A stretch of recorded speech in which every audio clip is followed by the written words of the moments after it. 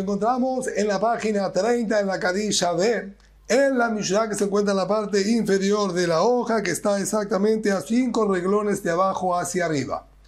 Vamos a comenzar y abordar un tema nuevo.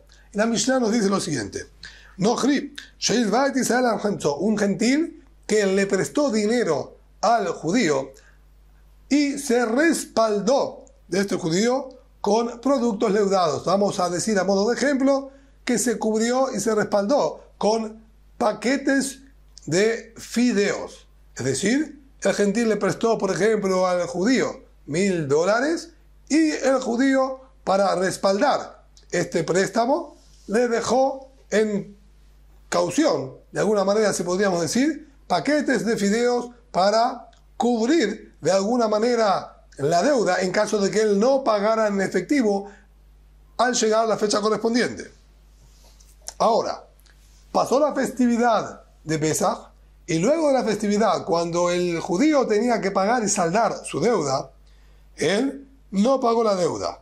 Ahara Pesaj, mutar de Hanaá. Pasada la festividad, está permitido tener provecho de esos paquetes y esas bolsas de fideo. ¿Por qué? Nosotros consideramos que esos fideos se consideraban en poder del gentil. Y ya estudiamos en la Mishnah anterior, en la hoja 29, Kadisha A, que productos leudados del gentil que pasó la festividad de Pesaj, está permitido tener provecho de ellos. También aquí nosotros vamos a considerar que si bien originalmente eran del judío, al ser que respaldaban la deuda del gentil, se considera propiedad del gentil y van a estar permitidos utilizarlos y tenerse provecho de ellos luego de la festividad. En cambio, a la inversa, de Israel, si fuese que el judío le prestó dinero al gentil y el gentil dejó en caución para respaldar esta deuda paquetes de fideos para que el judío pueda cobrarse, Ahara Pesaj, Asur de Aná, pasada la festividad, va a estar prohibido de tenerse provecho de ellos. ¿Por qué? Sencillamente, como estamos estudiando, se considera que están en poder del judío durante la festividad, ya que ellos respaldaban la deuda, y al ser producto deudado de un judío en la festividad, luego de la festividad está prohibido de tenerse provecho de ellos. Hasta aquí es lo que dice nuestra Mishnah a grandes rasgos. Ahora vamos a desmenuzar bien este concepto dentro de la Gemara. Pero, previamente, la Gemara lo que va a hacer es abordar una discusión aparentemente externa a lo que nosotros estamos estudiando para, en el desarrollo de esa discusión, relacionarlo y vincularlo directamente con nuestra Mishnah. Es un planteo y una metodología muy común en la Gemara, en el Talmud, tomar discusiones aparentemente desconectadas del contexto que se está estudiando para al final vincularlas con lo que se estaba estudiando. Por lo tanto, vamos a tener que tener paciencia para volver a vincular lo que vamos a plantear ahora con nuestra Mishnah. Dice la Gemara lo siguiente: Itmar, estudiamos Baal Hov, un acreedor, que obviamente cuando él prestó dinero pidió algo a cambio que respalde el préstamo que él está dándole a su compañero. Abayé dice: si al final no se llegó a cobrar la deuda en tiempo y forma como corresponde, esto que dejaron en caución, esto que dejaron para respaldar la deuda subyugado al préstamo, pasa a ser del acreedor retroactivamente. Vamos a decirlo claramente, a modo de ejemplo. Si él, por ejemplo, el 1 de Elul le prestó dinero a su compañero y su compañero dejó pertenencias, incluso terrenos, que respalden esta deuda, y tenía que saldarse la deuda, vamos a suponer, para el 20 de Elul, en 20 días. Una vez llegado el 20 de Elul, si no pagó en efectivo como corresponde, entonces él se adueña de estos productos o de estos terrenos que dejó para respaldar la deuda y pasan a ser automáticamente del acreedor. Lo que nos está diciendo aquí Abayé es que pasan a ser del acreedor no a partir del 20 de Elul, el momento en que él determina que quedan con él, sino pasan a ser de él desde el primero de Elul, desde el momento en el que él le prestó el dinero, y estos respaldaron la deuda, pasaron automáticamente a ser de él, ya que al llegar la fecha original de pago no pagó, entonces esto demuestra que retroactivamente, desde el momento que le fue subyugado el terreno, pasó a ser del acreedor. Así es como estudia Abaye. Rabá en cambio dice, no señor, pasa a ser sí del acreedor, pero recién a partir del momento en que llega la fecha de cobro y no pagó. Es decir, siguiendo el ejemplo, a partir del 20 de Elul, no a partir del 1 de Elul cuando fue efectivizado el préstamo. Y la Gemara explica hacia dónde apunta esta discusión y qué inferencia puede tener una u otra opinión. Si el deudor, en este interín, vamos a suponer el 10 de Elul, en la mitad del periodo, el deudor consagra, por ejemplo, ese terreno para el gran templo, o lo vende a un tercero,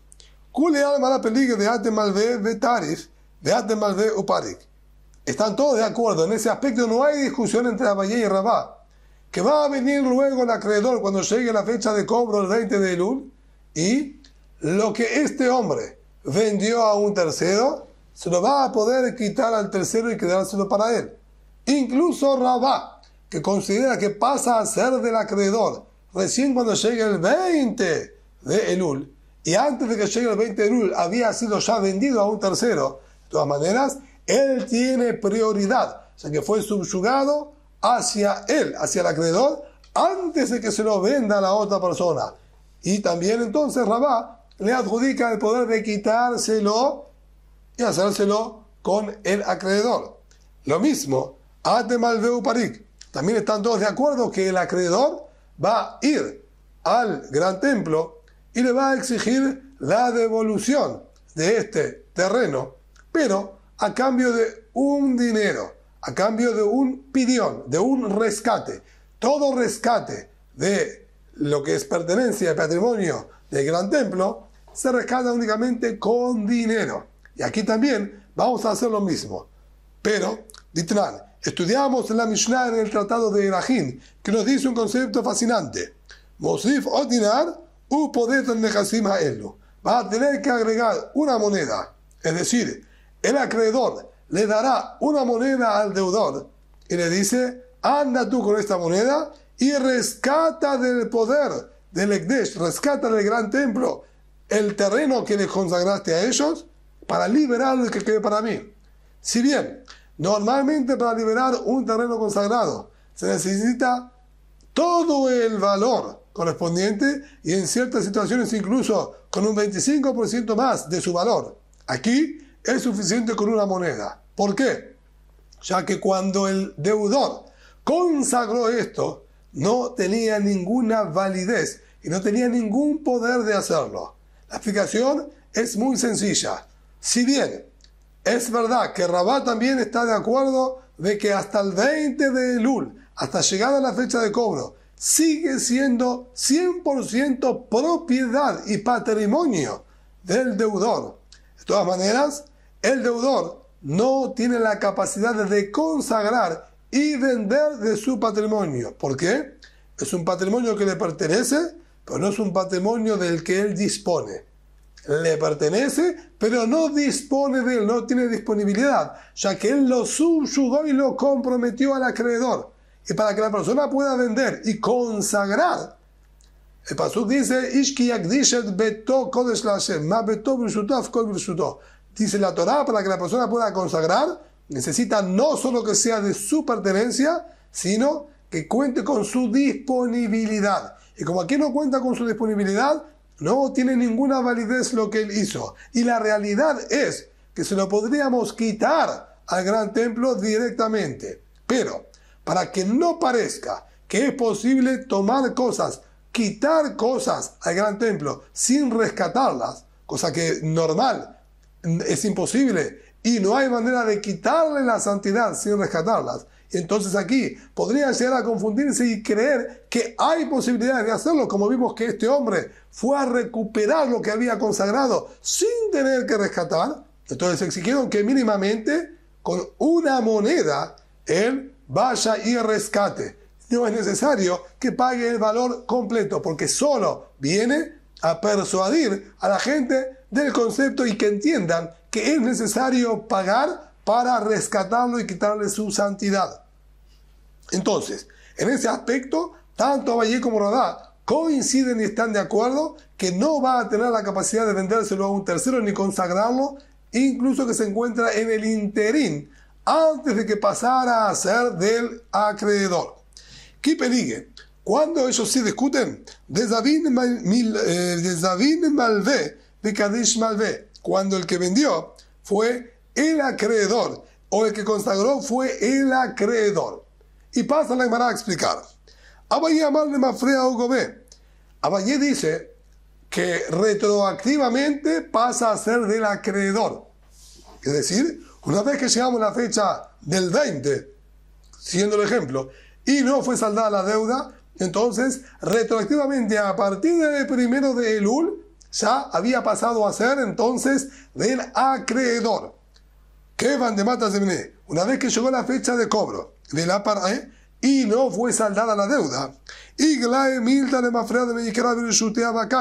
entonces se revela y se descubre retroactivamente que a partir del momento inicial en que se efectivizó el préstamo ya era pertenencia y patrimonio del acreedor de Shapir Akdish. Y entonces, cuando él, en el interín del 1 al 20 de Elul, consagró ese terreno o ese objeto de Shapir Zavin, o lo había vendido, está vendido correctamente, está consagrado correctamente y está vendido correctamente, ya que nosotros hoy demostramos y confirmamos que sí era pertenencia y patrimonio del acreedor. Y por lo tanto, lo que él consagró, si bien en el momento que lo consagró, en el momento que lo vendió, nosotros aún dudábamos si él era el dueño o no, al llegar la fecha de cobro y no haber cobrado y que no le hayan pagado, entonces se confirmó y descubrimos que sí era de él, y entonces la venta y la consagración son válidas de acuerdo a Abayé. Rabá Amar, en cambio Rabá dice, no señor, Mikanul Habaugobe, pasa a ser patrimonio de él a partir de la fecha de cobro, a partir del 20 de Elul. ¿Y qué van? De Ilu Ebul Zuze, al ser que si conseguiría el deudor dinero, moneda en efectivo,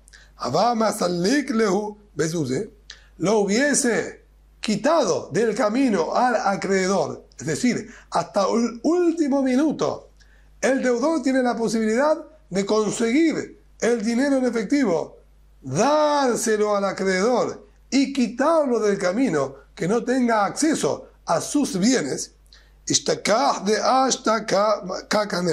Entonces, eso me demuestra que recién ahora, el 20 de Elul, es cuando él está adquiriendo. Y no podemos decir que él adquiere retroactivamente a partir del 1 de Elul, ya que nosotros vemos a través de este ejemplo que él podría habérselo quitado, el deudor se lo podría haber quitado el 18 o 19 perfectamente. Entonces, ¿cómo es posible decir que él era dueño retroactivamente cuando nosotros teníamos la posibilidad de quitárselo? Sino recién cuando llega el 20 de Elul y no cobró, a partir del 20 de Elul es que pasa a ser del acreedor. Siendo así, cuando él lo consagró o él lo vendió en el interín, no era el dueño y no tiene ninguna validez ni su venta ni su consagración. Esto es lo que Gemara nos explica en la discusión de Abayé y Rabá, con una consecuencia clara y precisa que saldría entre la opinión de Abayé y Rabá. Pregunta a la Gemara lo siguiente: Umía va Rabá, ¿aquí es posible que Rabá haya dicho esta explicación, que recién pasa a ser el patrimonio del acreedor en la fecha de cobro? Ya nos dijo Rami Bar Hamá en una oportunidad lo siguiente: Reubén Shemachar Sadeh Shimón. Aquí tenemos que estar atentos para no confundirnos. Reubén, él vendió un campo a Shimón. Era el único campo y último campo que le quedaba a Reubén. Él se estaba despojando de su último inmueble. Ve a Harayut. Cuando se lo vendió a Shimón, se lo vendió con responsabilidad. ¿Qué quiere decir se lo vende con responsabilidad? Él le aclara a Shimón, y normalmente se escribe en el contrato de compra-venta, en el documento de compra-venta, que de venir algún acreedor de Reubén, si yo, Reubén, vendedor, algún acreedor mío, viene a quitarte este terreno que te acabo de vender por deudas que yo había asumido frente a él, tú no te preocupes, yo asumo la responsabilidad y te voy a devolver el dinero que me pagaste. No tengo un terreno para respaldar porque es el último terreno que yo poseo, pero quédate tranquilo, yo me hago responsable de devolverte y conseguirte el dinero correspondiente. Efectivamente, Shimón acepta esta propuesta y compra el terreno, pero Shimón no contaba tampoco en ese momento con efectivo para poder pagárselo. Lo que hicieron fue un documento de compra-venta, adquirirlo con el documento y a su vez escribe Shimón hacia Reubén, el vendedor, un documento en el que le debe el valor del terreno. Vamos a poner un número para hablar de manera clara. Vamos a suponer que era un terreno evaluado en $100.000. Entonces, le escribe Shimón a Reubén un documento en el cual él le debe $100.000 por la compra de este terreno. Umet Reubén. Lo que pasó aquí lamentablemente es que Reubén, el vendedor, antes de haber cobrado la venta de este terreno, se despide de este mundo. Beataba al job de Reubén, betarif de Shimón. Efectivamente, Reubén tenía un acreedor. Reubén estaba en deuda con una persona. Y este acreedor de Reubén viene a cobrar la deuda a los yetomim, a los huérfanos que él dejó. Como los huérfanos no tenían y no poseían ningún terreno para poder entregarle al acreedor, lo que hizo el acreedor fue recurrir al último terreno que le quedaba a Reubén. Cuando fue a buscarlo, entonces se encuentra que está en poder de Shimón, el nuevo y recién dueño, comprador de ese terreno. Cuando le exige a Shimón que le entregue el terreno, ata veata Shimón ufaise bezuze. Viene Shimón y le dice, no se preocupe, a usted que le debían $100.000, aquí le doy el efectivo, cóbrese los $100.000 que le debía el finado Reubén. Y entonces este acreedor se hace un costado, toma el dinero y se hace un costado y da por concluida su operación. Dirahu, la regla y la ley es la siguiente. De Atu Bene Reubén, pueden venir los huérfanos, hijos de Reubén, del vendedor finado, de Amrele Shimón, y le pueden decir a Shimón lo siguiente: Anan metaltele shabak abun gabbach. Nosotros, huérfanos, nuestro padre nos dejó solamente metaltelim, cosas muebles, para poder cobrar. Lo que nos dejó era aquella deuda de $100.000 que tú le debías a nuestro padre. Y nosotros como herederos tenemos derecho de cobrar esa deuda que tú tenías con nuestro padre. Ahora bien, lo que hiciste tú fue tomar esos $100.000 que le debías a nuestro padre y dárselas al acreedor de él.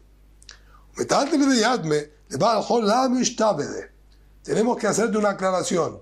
Hay una regla y una ley sin discusión a lo largo de todo el Talmud, que cuando una persona se va de este mundo dejando una deuda, solamente van a respaldar sus inmuebles aquella deuda que él tenía. Sus cosas muebles no respaldan la deuda. Por lo tanto, aquí nosotros, los huérfanos del finado Reubén, no teníamos nada para entregarle al acreedor de nuestro padre, porque no habían quedado con nosotros inmuebles. Este dinero que tú le diste es metaltel, son cosas muebles. Y las cosas muebles que heredan los huérfanos no respaldan la deuda. No tiene el poder el acreedor de nuestro padre de quitarnos nada del efectivo que nosotros teníamos que cobrar. Por lo tanto, ese dinero que tú le has dado al acreedor de nuestro padre, se lo has dado incorrectamente. No era dinero nuestro, es dinero tuyo que le entregaste. Y si fuese nuestro, no se lo podrías entregar. O sea que, como dijimos, lo que son cosas muebles no respaldan las deudas que dejó un difunto, un finado. Entonces, nosotros queremos ahora cobrar esos $100,000 que tú le debías a nuestro padre y no tenías ningún derecho de entregársela al acreedor. De Amar Rabá. Y sobre esto vino el comentario de Rabá. Atención.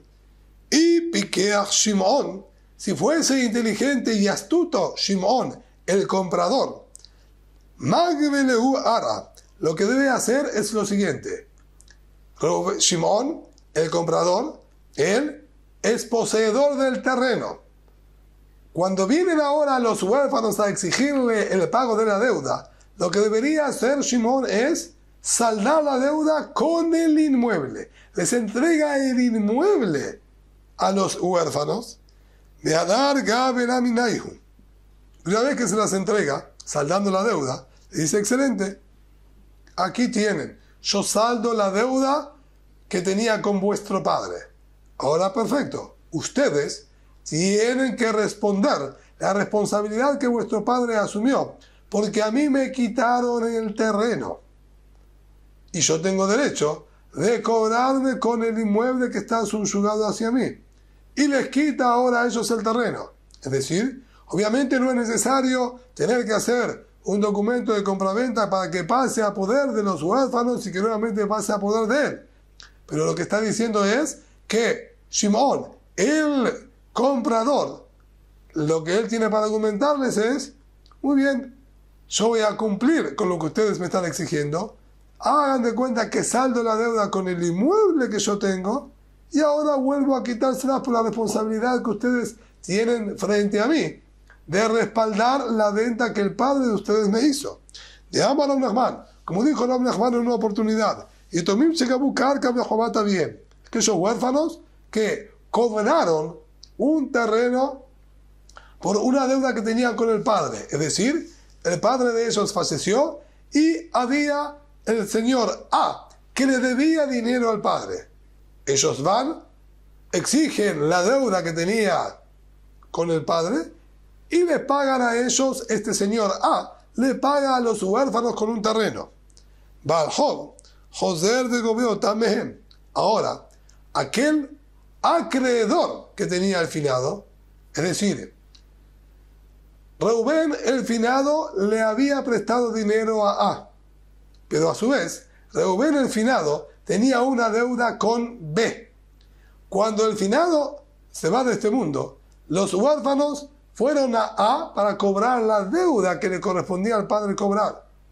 Una vez que cobran ellos el terreno, este terreno va a ser ahora entregado a B. ¿Por qué?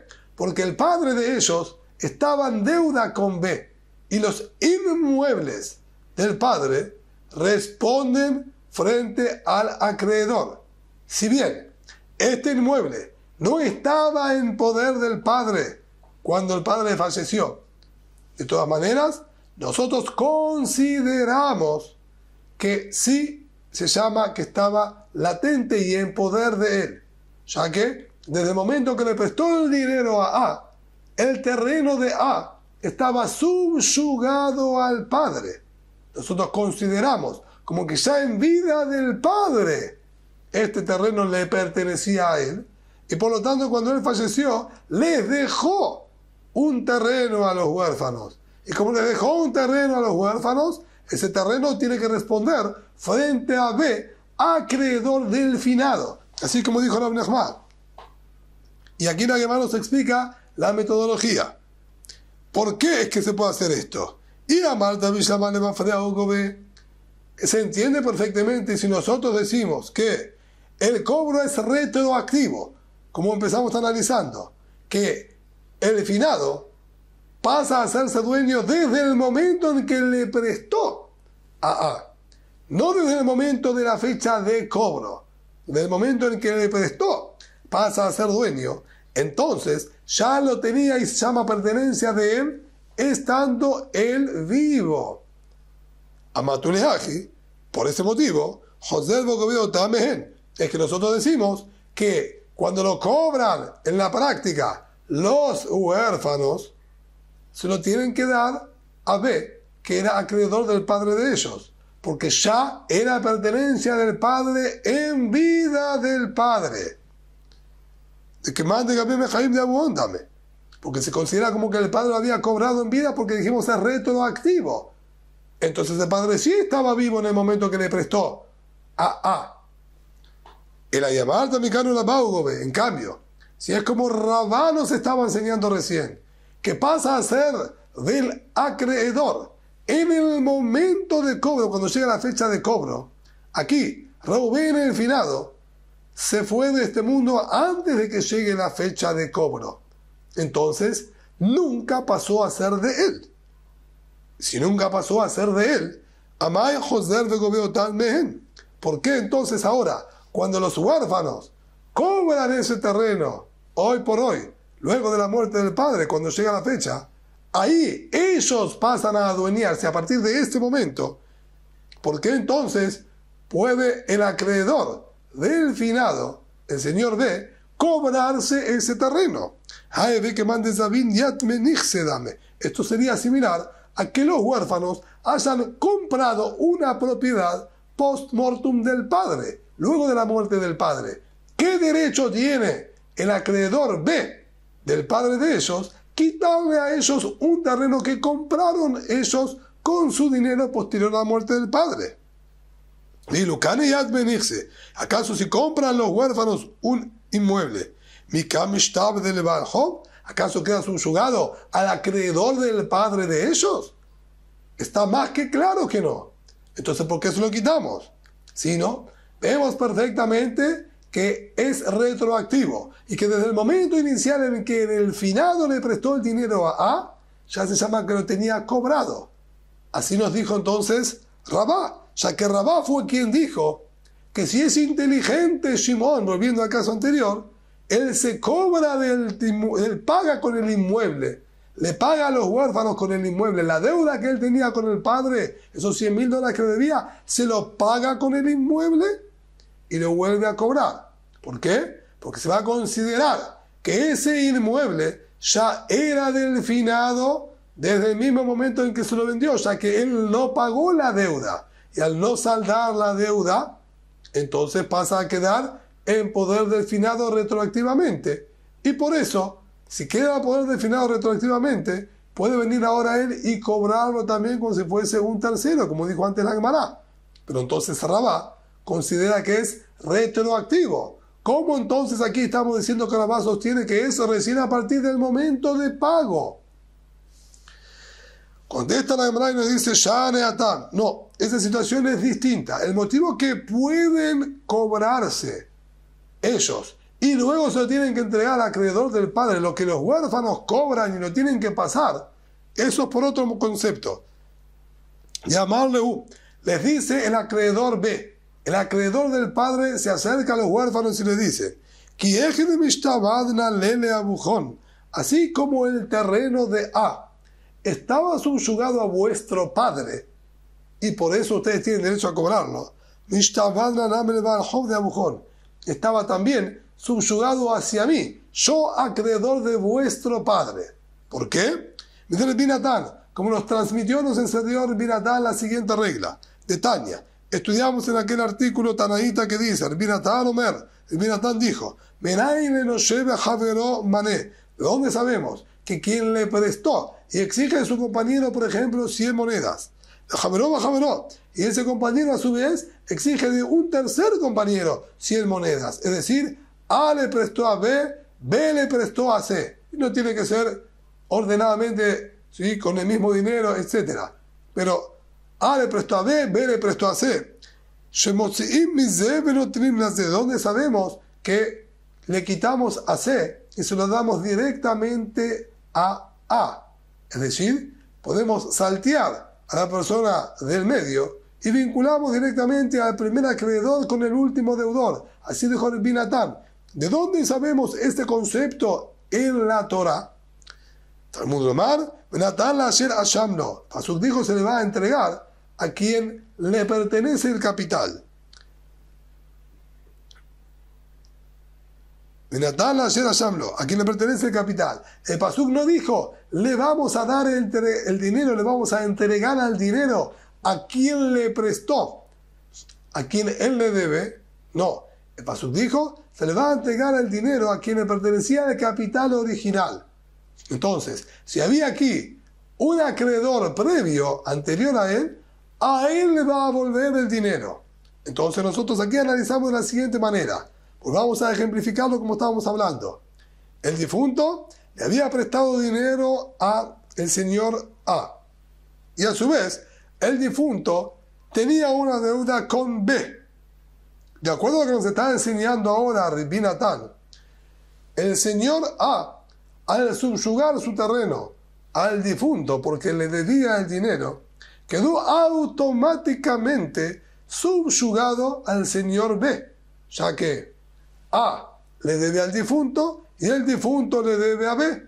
Entonces nosotros, nos dice Rabbi Natán, pasamos directamente del señor A que pague la deuda al señor B. Y ese es el motivo por el cual puede venir el señor B y cobrarle a los huérfanos. No porque nosotros consideramos que era del padre y que el padre se llama que lo cobró en vida.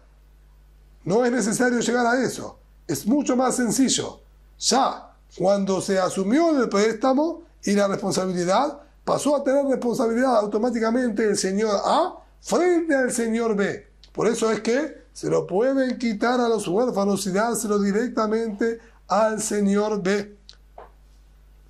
Pero la deuda pasa a ser del difunto recién en el momento del cobro, no previo al momento del cobro. Ahí es por otro mecanismo, como estamos diciendo, que se lo pueden quitar. Nunca fue del padre, pero se lo podemos quitar porque ya estaba subyugado el campo del señor A al señor B. Dice la Gemara, sin embargo, y aquí sí volvemos a nuestra Mishnah inicial. ¿Qué estudiamos en nuestra Mishnah aquí con respecto al producto leudado?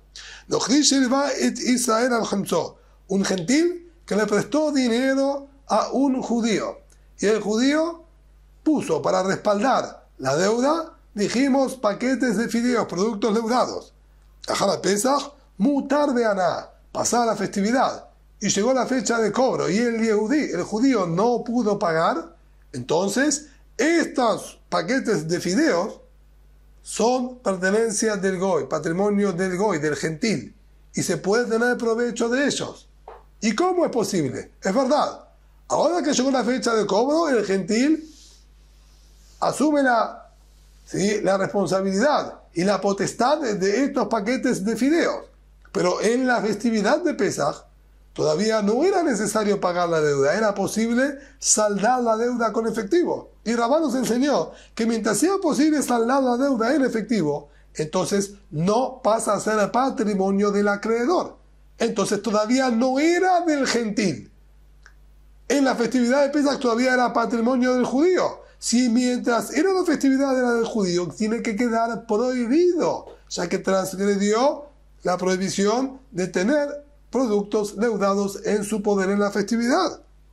Entonces, si Amarta Bishamane Manfreo Gobe, se entiende perfecto si yo digo que el cobro es retroactivo y desde el momento inicial en el que se efectivizó el préstamo ya pasa a ser automáticamente el acreedor. Entonces, antes de la festividad, cuando ya le prestó el gentil el dinero al judío, ya pasó a ser todo esto propiedad del gentil. Matuleaje mutar de aná. Entonces, por eso estaría permitido tener ese provecho de él, ya que se considera producto del gentil. En cambio, es como dijo Rabá, que es a partir de este momento en adelante que pasa a ser del gentil, del acreedor. Amay mutar de aná. ¿Por qué entonces está permitido tener ese provecho de este producto? Estaba en poder del judío durante la festividad de Pesach. Esto es una prueba de que es correcto lo que dijo Abayé y no Rabá. Por eso es que la Gemara nos nombró la discusión de Abayé y Rabá aquí en el tratado de Pesajim, ya que de nuestra Mishnah podemos nosotros aparentemente determinar que la lectura correcta es como dijo Abayé, que la deuda se cobra retroactivamente desde el momento inicial. Sin embargo, la Gemara tiene una respuesta y dice así: aquí en nuestra Mishnah, puntualmente, estamos hablando que los paquetes de fideos no quedaron en la casa o en el territorio del judío. Cuando el gentil le prestó el dinero, el judío tomó los paquetes y se los llevó a la casa del gentil. Le dijo: toma, aquí los tienes, que queden contigo hasta que llegue la fecha de cobro. Si yo no te traigo el efectivo, entonces tú te los quedas. Pero ya están en poder y en la casa del gentil. Entonces, siendo de esa manera, incluso Rabá está de acuerdo que pasan a ser del goy y del gentil inmediatamente en el momento que le prestó. ¿Por qué? Porque ya están en la vivienda y en el territorio. El gentil no necesita absolutamente nada de acción para poder cobrar. Ya lo tiene cobrado inmediatamente. Lo que faltaría es que el judío venga a comprárselo. Por eso, incluso Rabá en ese caso va a estar de acuerdo que se llama que es del gentil y está permitido. Y así es como habla nuestra Mishnah, dice Rabá. Lima Ketanae, dice la Gemara, quizás podemos explicar que esta discusión que hay entre Abayé y Rabá es una discusión anterior a ellos que ya los Tanaítas discutieron. Está escrito similar a lo que acabamos de ver: Israel, Sheivalo, Noxia, Jemsó, un judío que le prestó dinero a un gentil a cambio de productos leudados, le ajala Pesach en over. Una vez que pasó la festividad de Pesach, no se pasa por ninguna prohibición. ¿Por qué? Porque eso se considera producto del gentil. En cambio, en Omer Bimeir dijeron: sí se pasa por la prohibición, porque consideramos que se llama producto leudado del judío. May, ¿cómo es la discusión? ¿Cómo se interpreta esa discusión? ¿Por qué uno dice que se pasa por la prohibición de tener productos en Pesach y otro dice que no? La de acá me fregué, ¿acaso no están discutiendo exactamente en este punto que discutió Abayé y Rabá? De bolsa vale más feo que ve. ¿Quién dice que no se pasa por la prohibición? Él sostiene que es retroactivo. Y como el judío es el que le había prestado dinero al gentil y el gentil respaldaba la deuda con un producto leudado, entonces el producto leudado pasó a ser patrimonio del judío y se pasa por la prohibición. Humor Sabar, mi cánula baugobe. En cambio, en la otra opinión, dice: no señor, pasa a ser del judío a partir de la fecha de pago. Mientras tanto, se sigue considerando todavía que es del gentil y no se transgredió aquí ninguna prohibición. Vemos aparentemente a simple vista que lo que discutieron ahí Rebbi Meir y Jajamim o el otro Taná es exactamente este punto.